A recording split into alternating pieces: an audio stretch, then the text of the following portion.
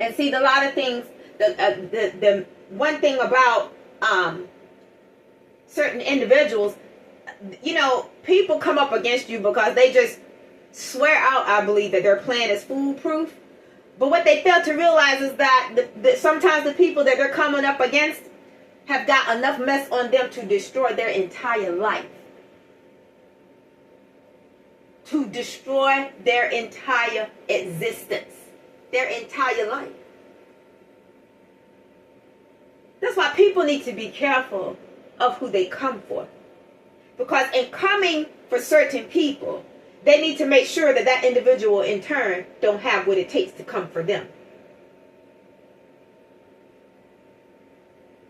One thing your enemies will never know is what you've got on them. That's one thing they don't know. And one thing you should never reveal. Understand that you are the standard. And I know that there's a lot of evil going on in the world, not just the workplaces, but just out in society in general. But when the enemy comes in like a flood, it is the Spirit of the Lord that shall raise the standard. This planet is filthy. It is unclean. And that's why you have to question anybody that's standing up in your face, anybody that's trying to get close to you or befriend you. Even if they come to you like they need advice and all, no. Find a psychiatrist. Send them to a psychiatrist. Because a lot of times people will come in the fashion of acting like they need you for something to make it seem like they're not there to take something from you. Who am I talking to? Even if it's just something as far as taking your, I don't know, whatever they're trying to take from you.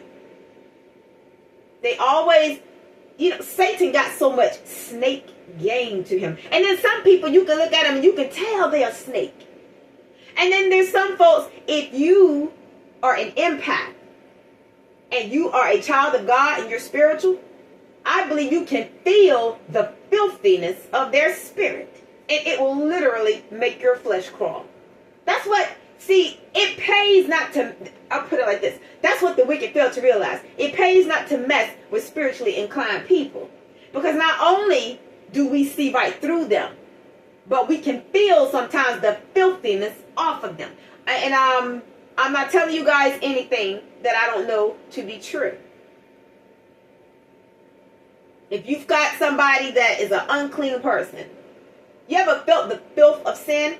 It's very difficult for us to feel the filth of sin because we are in these sin-infested bodies. We're in bodies that are in fallen states. But if you could really feel what sin feels like, it would most likely make your flesh crawl.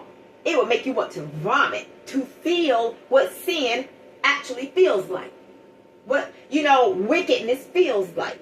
But it doesn't affect a lot of us in that way because we're born into it. So when you are born into something, you are born a part of it. So you can't really see it or feel it in its actuality the way a holy God would.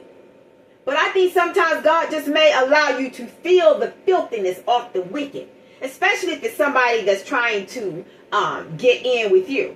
And you can feel the uncleanness of that. This is just a dirty person. This is an unclean person. This is somebody that has not been washed in the blood of the Lamb. And it's obvious. That's why you got to come out from among them and be separate. And don't let these unclean people dirty you up. You have to keep your spirit clean. Because the cleaner your spirit is, I believe, the more clarification, or if that's a word, the more clearer you will see with your spiritual eyes. The cleaner your vessel, come on now, I believe the clearer you can see.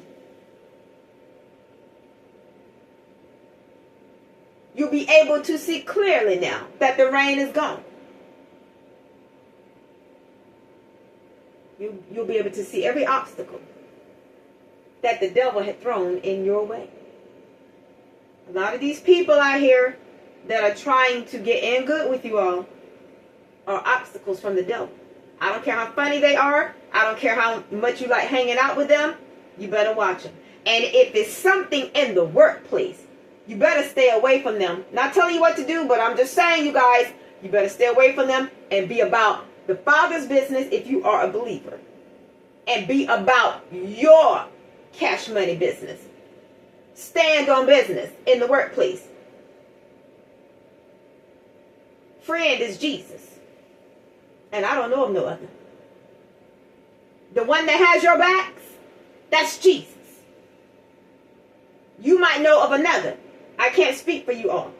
But I know that the one that has my back, his name is Jesus. And I don't know of no other. I hope something that I've conveyed in my conference has helped somebody out there and given you perspective and insight. You need to stay away from these folks in these workplaces. They're snake pits.